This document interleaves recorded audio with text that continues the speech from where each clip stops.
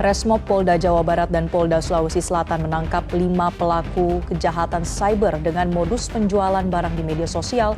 Pemirsa, tim siber di Reskrimum Polda Jawa Barat menangkap 3 pelaku sindikat penipuan jual beli sepeda motor online. Modus kejahatan di dunia digital semakin berkembang. Yang terbaru di 2024, yakni pengurusan rekening dari kode QR atau dikenal dengan QuickShare. Masyarakat Indonesia kena scam mulu deh. Pemerintah kayaknya harus serius menangani soal ini. Kenapa? Sini gue kasih tahu alasannya. Bareskrim baru aja mengungkap kasus scam internasional yang ngerugiin orang dengan total 1,5 triliun rupiah.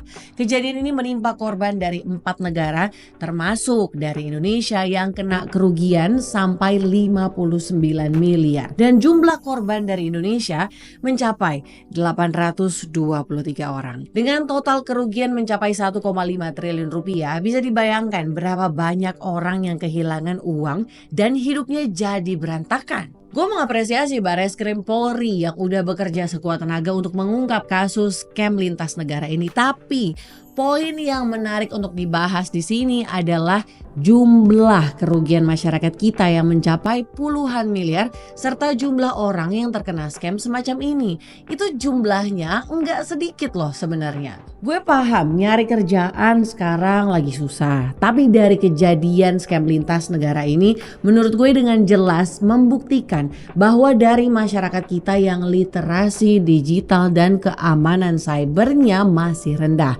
terutama masyarakat kelas bawah. Terus gimana solusinya?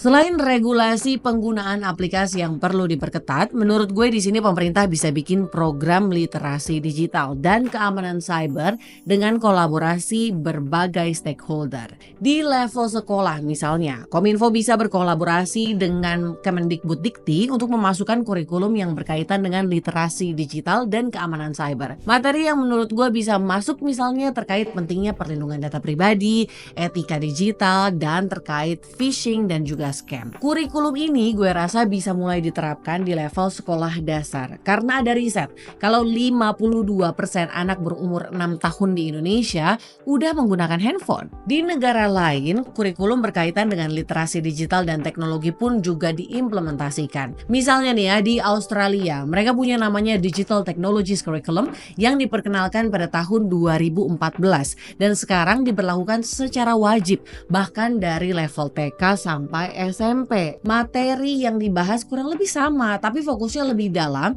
karena para siswanya juga diajarkan untuk menyelesaikan masalah dengan pendekatan teknologi. Kemudian ya, di Inggris juga sama, di mana mereka mulai mewajibkan adanya kurikulum di bidang TIK di setiap sekolah dari tahun 2014. Sama dengan Australia, kurikulum ini wajib dari TK. Outcome-nya apa? Dua negara tadi sama-sama berhasil meningkatkan keterampilan digital siswanya. Jadinya mereka bisa menggunakan teknologi dengan lebih efektif dan bertanggung jawab. Kontras banget gak sih kalau dibandingin sama Indonesia? Kalian kalau mau bahas terkait keamanan cyber dan terkait digital pasti baru nemuin itu di dunia perkuliahan. Padahal kalau lihat Australia sama Inggris, mereka aja udah mewajibkan adanya kurikulum tadi ya dari TK loh. Udah gitu ya, penerapan kurikulum tadi juga telah menghasilkan peningkatan signifikan dalam keterampilan komputasi dan literasi digital di kalangan siswa, baik di Inggris maupun di Australia. Mereka juga jadinya punya pemahaman yang lebih baik tentang konsep-konsep dasar komputasi dan mampu mengaplikasikannya dalam pemecahan masalah. Nah, solusi yang berikutnya, Kominfo bisa meminta adanya kolaborasi dengan dinas setempat agar melakukan pelatihan maupun sosialisasi ke level akar rumput. Tujuannya supaya berbagai lapisan masyarakat, terutama yang berada di lapisan bawah, juga terjamah literasi digital dan keamanan cyber. Mungkin pelatihan maupun sosialisasi ini gue rasa bisa diadakan 2 atau 1 bulan sekali. Jadi nggak cuma siswa di sekolah aja, tapi banyak orang juga yang lebih tersasar. Terutama nih ya, mereka yang dari kalangan menengah bawah, istilahnya biar kayak posyandu gitu. Mereka kan tiap sebulan sekali tuh ngadain kegiatan. Harapannya ini bisa jadi menjadi investasi jangka panjang untuk menghasilkan talenta yang melek digital dan keamanan cyber serta meningkatkan kesadaran di masyarakat. Minimal banget nih ya, kita punya pengetahuan yang baik soal dunia digital biar nggak gampang kena scam. Ini sesuai dengan pernyataan praktisi media baru Prabu Revolusi yang menyatakan investasi talenta mumpuni di bidang keamanan cyber sangatlah penting. Artinya, bicara PDN dan juga inisiatif-inisiatif digital nasional lainnya, perlu ada political will untuk melakukan terobosan birokratis agar baik SDM dan juga infrastruktur keamanan siber ini tidak dianggap sebagai pegawai biasa dan juga pengadaan infrastruktur ala kadarnya. Nggak bisa kayak begitu. Banyak perusahaan dan negara lain yang siap bayar tinggi buat para ahli cyber. Kalau kita cuma mengandalkan pegawai yang digaji rendah dan bukan ahli, keamanan kita bisa bahaya. Inisiatif digital nasional butuh dukungan kuat dari pemerintah untuk memajukan SDM dan infrastruktur keamanan cyber. Jadi, kita harus serius investasi di talenta dan teknologi cyber biar kita aman dan bisa maju di era digital ini. Nah, kedepannya gue harap ada kementerian yang secara khusus bisa menghandle terkait hal ini. Misalnya Kementerian Digital. Dan kalau lu pengen tahu lebih detail kenapa harus ada Kementerian Digital, linknya gue taruh di atas ini ya. Kementerian Digital nantinya akan jadi wasit yang tegas, memastikan arah digitalisasi berjalan sesuai koridor yang aman dan menguntungkan untuk semua. Mereka juga akan menjaga ekosistem digitalisasi agar tetap dilakukan secara benar dan baik. Kita butuh Kementerian Digital yang visioner. Supaya apa? Supaya regulasi yang dibuat dapat menguntungkan bagi seluruh masyarakat Indonesia.